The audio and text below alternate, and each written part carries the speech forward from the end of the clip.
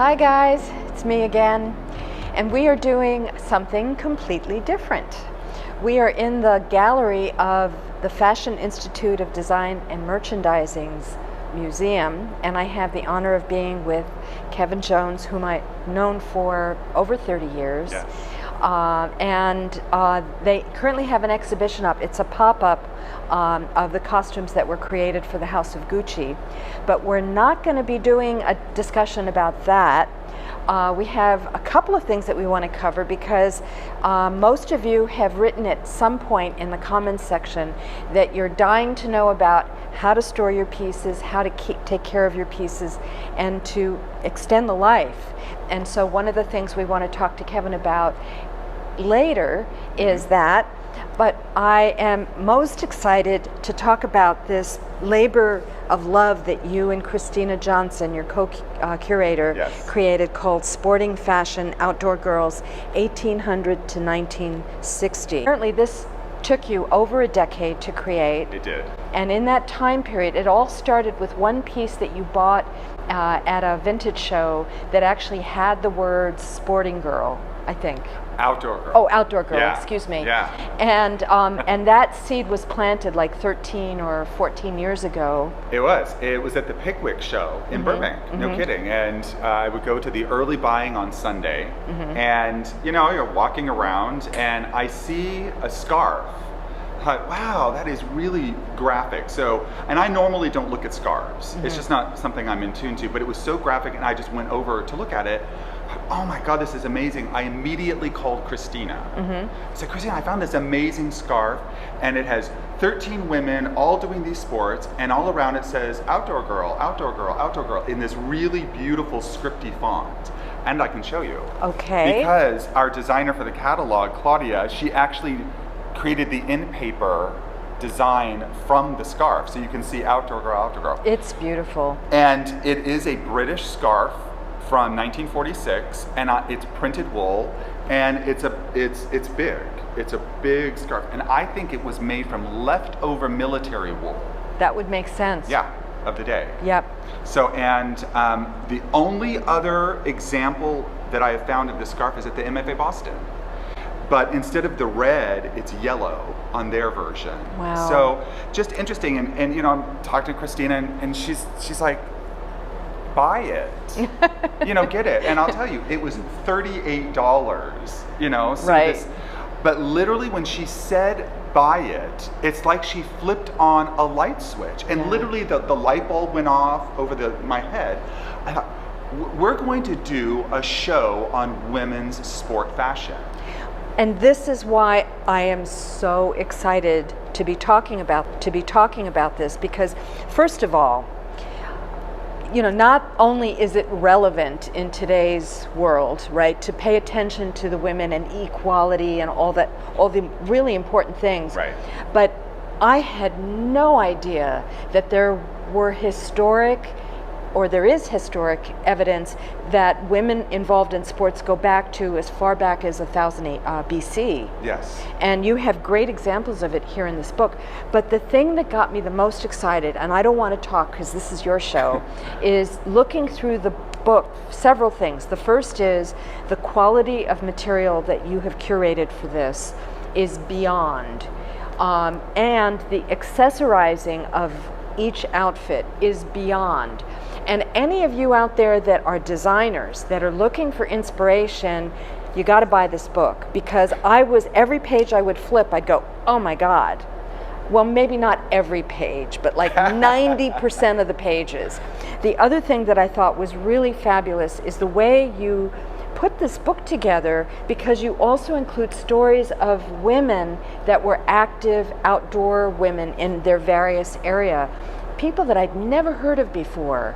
And I mean, oh my God, what they did, how they made an impact. Right. So, it's really an inspirational journey, and it's big. This will take you a long time to go through. 344 pages. And I have to say, we partnered with the American Federation of Arts, the AFA, and they are also a nonprofit organization.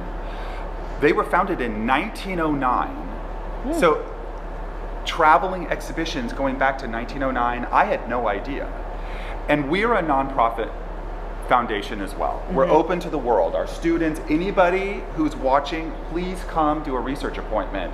You can see these objects in person. You know, that's what we're here for, is to inspire and to show things that are outside of the norm, or maybe even objects that are very familiar but looked at differently, such as sportswear. And if it hadn't been for the American Federation of Arts, we couldn't have done this project, because they helped us with the financing and so forth, because these kinds of catalogs, they don't pay for themselves. Right. They're so expensive to produce, and so we're very appreciative. And the board of directors for the AFA is made up of directors from museums all over the country. Wow. They get together That's once great. a year. Pauline Willis is the head of the AFA. They have maybe 50 submittals coming from curators all over the world, and they choose about 5. And this is for traveling exhibitions? This is to develop the catalog. Oh, good. Or develop a catalog and an exhibition. So there's all sorts of different ways that the projects are looked at. And I have to say that I'm very proud that the board of directors of the AFA selected our project unanimously. Wow. And I was reading that it was in 2015 that you connected with them. Yes. And the exhibition is actually on tour right now. Right now. Yeah. Exactly. So currently it's in Pennsylvania? It just closed in Pennsylvania, and it will be opening in Tennessee at the beginning of next year. How fabulous. And Yeah. when does it make it to Los Angeles? Well, it was going to open here. It was going to be the grand opening. But COVID, of course, nixed that idea. So now it's the grand finale, which is great. Sure. You know, the gold medal run, and it will be in the summer of 2024. Okay. And it will coincide with the Paris Olympics, which somehow is rather perfect. That's great. Yeah. Yeah. Well, you know, I have to say also, the reason why I maintain my passion for fashion is being introduced to pieces like this. Every object in the catalog is real. It's incredible. These are the not roller skates, everything. They are actual historical artifacts. They're not reproductions or anything like that. And you know, the whole great. book is about sport competition, right? I mean, so we set ourselves, Christina and I set ourselves a competition. Can we pull together a project like this and dressing the mannequins head to toe? Most of the time in museums, like it's a riding habit, you see the body of the riding habit, maybe a hat, but you don't see all the other elements that it took for a woman to wear, Right. including undergarments, when she was on top of that horse. Right. And we wanted to do it, we wanted to fail, basically. Set the bar so high that we couldn't achieve it. But grace the Lord, we did. We Right. found every single object needed Right. for the project and did not have to sacrifice anything. Which is incredibly rare, but it's also why it took the 12 years to do the project. Right. Well worth it.